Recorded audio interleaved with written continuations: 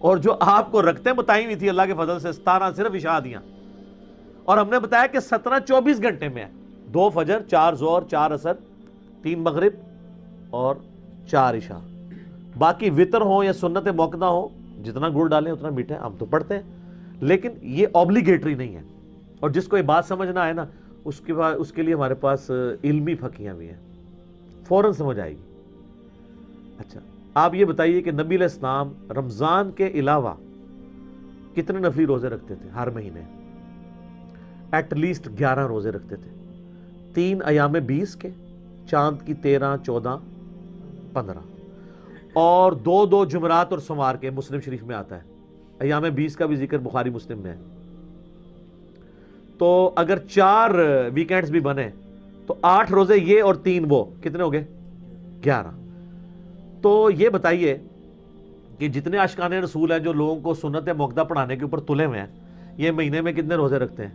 تو آپ کو پتا کیا کہیں گے؟ وہ کہیں گے یہ فرض تو نہیں ہے نا، فرض تو صرف رمضان کے ہیں۔ جب ان کو یہ بات سمجھ آئے، ساتھ ہی پھر ان کو کہیں کہ اب نمازوں میں بھی تو آ جاؤ، نمازوں میں بھی فرض وہی ہے جو آپ امام کے پیچھے پڑھتے ہیں، باقی نفلی نماز ہے، کر لیں تو ثواب، نہ کریں تو کوئی گناہ نہیں۔ اس طرح کریں گے تو سمجھ آئے، اس طرح بھی نہ آئے تو پھر میں مال پانی والے طریقے سے سمجھاتا ہوں۔ ان سے پوچھیں زکوٰۃ کتنی ہے تو کہیں گے 2.5%،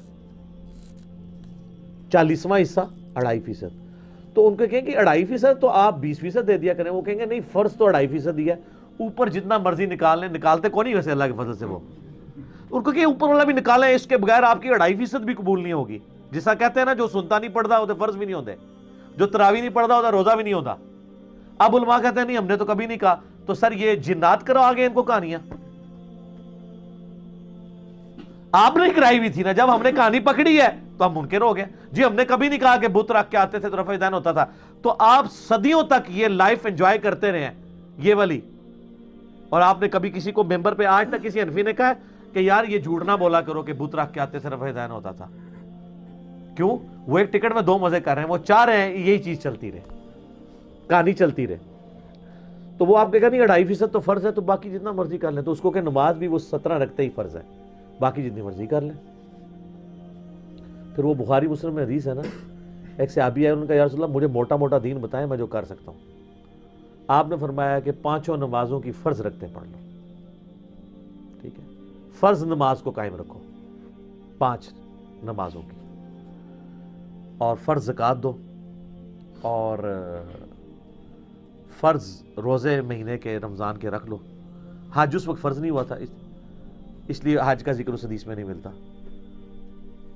تو جب وہ جانے لگا تو وہ ایک لمحے کے لیے رکا، اس نے کہا یا رسول اللہ میں نہ اس میں اضافہ کروں گا نہ کمی کروں گا، یعنی مجھ سے فرض کی بات ہوئی میں فرض ہی پڑھوں گا۔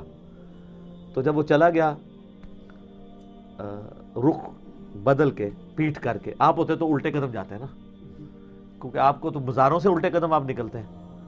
تو نبی علیہ السلام فرمایا جس نے کسی جنتی کو دیکھنا ہے اس شخص کو دیکھ لو۔ آپ تو وہاں پروٹیسٹ کر دیتے کہ یا رسول اللہ وہ سنتے موقدہ کتنے گئی ہیں، تو عشاء دی 17 رکعتاں کتنے گئی ہیں۔ انہوں نے دین کے ساتھ جو کیا ہے نا کھلواڑ، اس کا نقصان یہ ہوا ہے کہ لوگ نماز ہی چھوڑ گئے۔